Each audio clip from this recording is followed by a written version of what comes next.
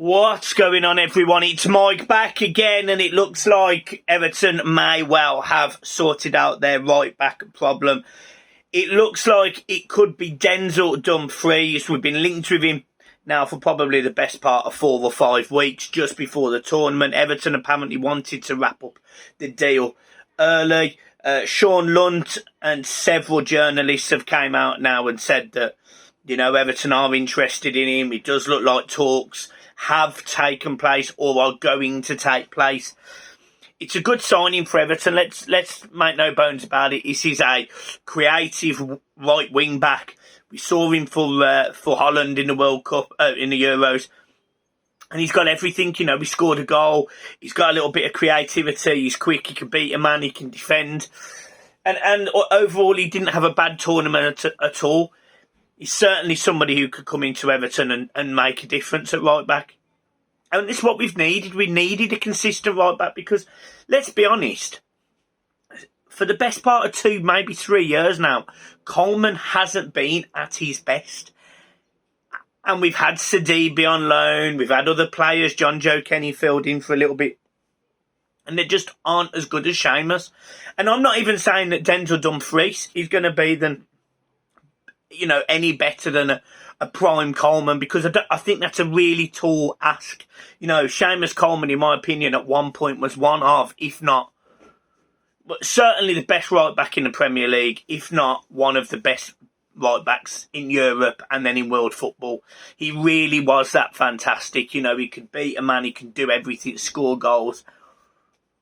I don't think Dumfries will get to that level, but I do trust that Dumfries will make a difference right now.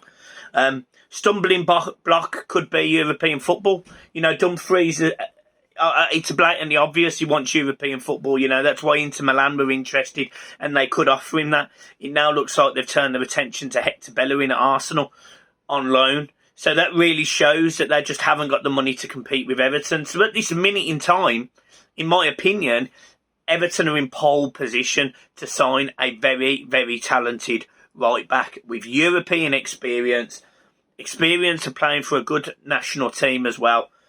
It's just a good move for Everton if they can get this over the line, and you sort of hope that they can. You sort of hope that we can go and get that first signing in and really make a difference now in this window. We don't want to be late like we usually are making these signings. Traditionally under Brands, as much as he has said he wants to get them early and organised, he never does. They're always late, they're always slow to sign, and that's going to be a big issue, especially now we've got a new manager.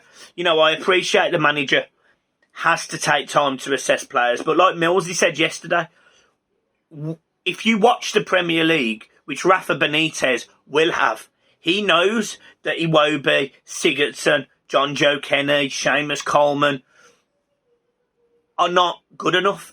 And I'm not saying Seamus is in he's not good enough, he shouldn't be an Everton player. I'd still have him as a backup. As Millsy said, 7 or 8 games. That should be the limit. We shouldn't be relying on him. We can't rely on him. And it would be unfair to rely on him because, Seamus Coleman deserves to go out of his Everton career head held high. He deserves a trophy, just like Leighton did. And, for him to sort of go out, play 36, 38, 40 games, whatever it may be this season, and just completely burn himself out, I don't know if that's a good way to go. Maybe pissing off a few of the fans with maybe the lack of pace, that yard that he might miss. It's just unfair on him.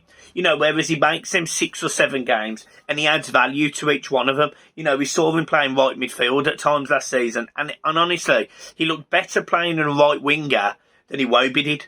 So, for me, I'm not against Seamus Coleman staying. I'd push him further forward and give us an option as a right midfielder. And also, of course, he's a right back. So, if Dumfries did get injured, then at least we've got that man to slot in there. Everton have also been linked with Max Aarons again. Apparently, Max Aarons was the number 1 target. Look, Max Aarons is going to cost 30 million. And although I suspect Aaron's ceiling is probably higher than Dumfries, I really rate Max Aarons. The fact that Dumfries has played in Europe, has played in a sort of tournament as big as the Euros, it makes me sway with Dumfries, because he's going to have that experience to hit the ground running. Yes, he might not be used to playing the Premier League. He might not be used to the physicality for the first few weeks and won't be up to the pace. But I'm telling you now, he's got all the attributes to be able to do that, like all of them. He's got everything. And me, I for one think that he can make a real big impact at Everton Football Club. I really do.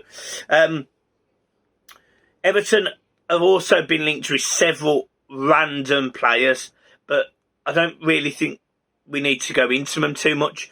I just want to give you a little update on the channel. So I'll be recording with Rose tomorrow for Beauty and the Beast podcast. I'm really excited. Honest to God, really excited.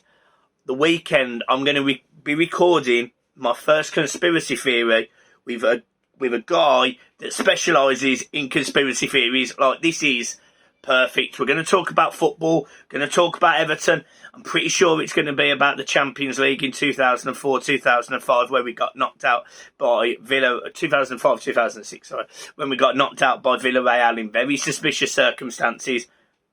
We're going to talk about that. He's going to run you through it. It's going to be really, really good to meet him. So I'll put his link in the description and stuff, and you need to start following him. But overall, I'm really, really looking forward to the videos and the content that's coming up. You guys loved it with Millsy the other day. You really enjoyed it. It was a good video. So make sure you go and subscribe to, Millsy on Twitter and on Instagram, and make sure you go on Across the Park podcast, etc. But yeah, we've got some bangers coming up. We've got some absolute banger episodes coming up, and the conspiracy stuff, we might even start another channel. Like, he's local to me. He's banging on TikTok, absolutely banging. So yeah, the content's going to be, honestly, I'm really looking forward to it. It's going to be like BuzzFeed Unsolved. That's the sort of thing we're looking at and we're wanting to do. So really, really, really excited for that. So yeah, guys, look, that is it. That's my little brief take on Dumfries. Good signing. 18 million, 20 million. Take it all day. And you just you sign him, you move on. You go to your next one, which is a, ball carrying centre midfielder or a winger or maybe a striker. Find out what's going on with Moise Kean.